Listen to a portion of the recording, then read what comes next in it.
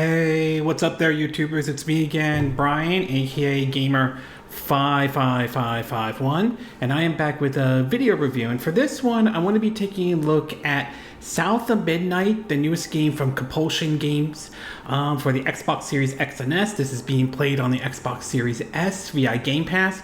The game's also available on PC via Steam. And if you're interested in any gameplay footage, I'll have a link down in the description down below in this video. Assuming you're watching this on YouTube or Patreon, as well as also the timestamps as well. And for parents out there, it's worth pointing out that South of Midnight is rated M for mature audiences only, ages 17 and up by the ESRB rating system. When it comes to Microsoft's first-party studios, I will say that Xbox One, it was not, I would say looking at that, wasn't really as great compared to what Sony was doing with, you know, around the time with like the PS4 and even with the PS5 in a way, or even to scale as what Nintendo has done. But when Phil Spencer took over, though, we started to see them take sort of a much different approach, ranging from buying up studios, which some viewed as controversial, others didn't as well. And even with them buying up studios, we had the wait for basically more first-party outings in terms of games making an appearance on, games coming from the Xbox brand and everything like that. But over the years, since Phil Spencer has taken over, we started to see that output has gotten, let's just say, a bit better, especially during the Series X and S generation, though. Not perfect, but certainly better indeed, whether it's games like, though got mixed response, some like it, some hate it, like Starfield, to recent release this year's like Evolve and all. And then there's, of course, South of Midnight, a game from the same studio that made their debut with We Happy Few, which I believe that was a crowdfunded game before Microsoft purchased Compulsion games and everything. And when I first saw the footage of this game and all, I thought, okay, this looks kind of interesting, indeed, in terms of the stop motion stuff and everything like that. I did have some concerns about it, if it was going to run at 60 or not, though. But either way, I decided to keep an eye on it, especially since it was going to be coming to Game Pass and all. And while after spending some time with South of Midnight, I will say that this is definitely a fun and enjoyable platforming game from Compulsion Studios and Xbox Game Studios and all. It's by no means perfect, but it is still, I did come away very pleased with the title and all. So I'm going to break it down into the pros and the cons. And we'll start off first with the pros, and that has to do with the visuals and the art style. And I will say that I am very impressed with what they did with the visuals and art styles. It definitely, they were aiming for like that stop motion look to it, though, and it definitely, I think they succeeded at that. Plus, the game has a little bit of that, Southern hospitality vibe to the game to a little bit, since that is what the game was aiming for, since it takes place in, like the South, particularly, in areas like, like Louisiana and all. So they definitely hit the mark on this one pretty well. So I definitely like the visuals and the art style to the game, and even the story itself is sort of interesting, which is basically, it's getting the Southern vibe and all. The next thing I do want to talk about is the gameplay, and I do think the gameplay is pretty good for South of Midnight. I'm definitely getting a little bit of a American McGee, Alice Madness Return vibe to the game in a way, and that certainly isn't necessarily a bad thing at all. From some of the platforming in the game, and that game is that you definitely see that in this game, though. In fact, I would say the platforming kind of is a mixture. It does feel a little bit of a mixture of a lot of games, though. It does also feel like it's something that would hanker back to the PS1 and PS2 era to a certain degree, and that certainly isn't a bad thing. You also have some elements like wall climbing and all, double jump, and then there's the combat, which takes place certainly in an arena where you fight several different of the baddies in the game and everything like that, and most of it is melee, but you do have different abilities to either slow down or slow down enemies, or do a little bit of damage here and there, though. So it certainly is really enjoyable and fun. And then, of course, you have this little puppet guy, which can be used for combat, but also to go in certain areas that Hazel cannot go into. basically to, you know, unlock certain things here and there. So from a combat standpoint, though, or the gameplay standpoint, it is pretty good, though, and there is certainly elements of Alice Madness Returns in South of Midnight. I certainly think that is a good thing indeed. And last but not least, though, is that the game is running at 60 frames per second even on the Series S, which I think is pretty good indeed.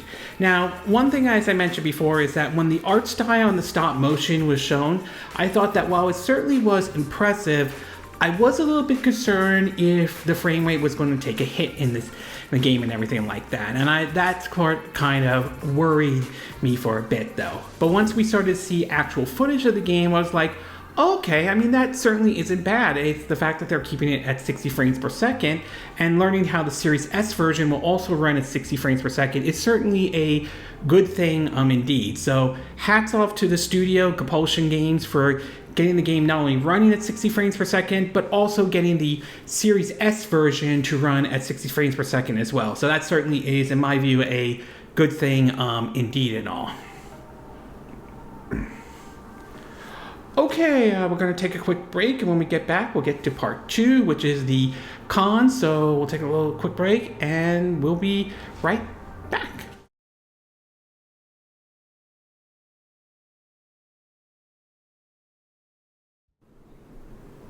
Okay, and we are back with part 2 of my video review of South of Midnight, the newest game from Compulsion Game Studios on the Xbox Series X and S. So now that I gave you the pros, why don't I give you the cons? And as far as the cons go, there are 2 things that I would like to point out. Now, the first one has to do with the combat. Now, I will say, as I mentioned in the pros, though, I don't think the combat's terrible or bad. It certainly is fun and enjoyable and everything like that. I really didn't have a huge amount of issues with it. The problem with the combat is that when it comes to where the enemies are placed, though, at least from my perspective, they're sort of placed in a way where they only appear in an arena-like area, though. So you don't really see, excuse me, you don't really see enemies appearing here and there like you would in like a traditional platforming type of game and everything like that. I mean, I won't say it ruins the game by any chance, but I just think I would prefer a structure closer to kind of like how, you know, Alice Madness Returns was done, or in the kind of structure similar to that you would see in, you know, like the Ratchet and Clank or the Mario games or the Sly Cooper games in general, though. So it's not terrible by any chance, or anything like that. It's still good. It's just I'm a little mixed in how the way they place the enemies here and there in South of Midnight, to be exact. And last but not least, I will say is the visuals, I will say, at least on the Series S, it's a little bit mixed. Now, supposedly the game does run at 1080p for those who have got the Series S version or, you know, trying out some Game Pass or anything like that. And while the visuals don't look terrible, I do think the art style does make up for it, though. There are some areas that just look a little bit not necessarily great. Sometimes there are certain areas that seem a little bit low res from the 1080p and everything like that. It doesn't mean it's a terrible looking game by any chance, but clearly it's not going to look as good as if you were to play this on like either the PC or the Xbox Series X for that matter. So on the visual side, though, it's a bit mixed on the Series S. Like I said, I don't think it's awful. I just don't think it's 100%, you know, it's just not going to look as good as the other, you know, it's not going to look as good as like what the Series X or the PC version is going to be. Overall, I would say that I did come away pleased with South of Midnight, and I wouldn't mind seeing a sequel or another platform type game from Compulsion Games or any of the other studios Microsoft owns and all. At its best, though, I think the art style and the visuals look really good. I think they reinforce the argument of how video games can be an art form to a certain degree. The gameplay is enjoyable. It does have a little bit of that Alice Madness Returns vibe to it, though. And I am happy to see that the game is running at 60 frames per second, especially on the Series S. But at its worst, however, is that the combat I do feel is a little bit mixed. Still enjoyable, but not just a little. I just don't like where they place the enemies in South of Midnight and everything like that. And the visuals are, as I said before, are mixed on the Series S. Yes, the art style looks great, but there are times when the visuals in some areas look a little bit low res and you can spot them though. But in either case though, I still am enjoying South of Midnight.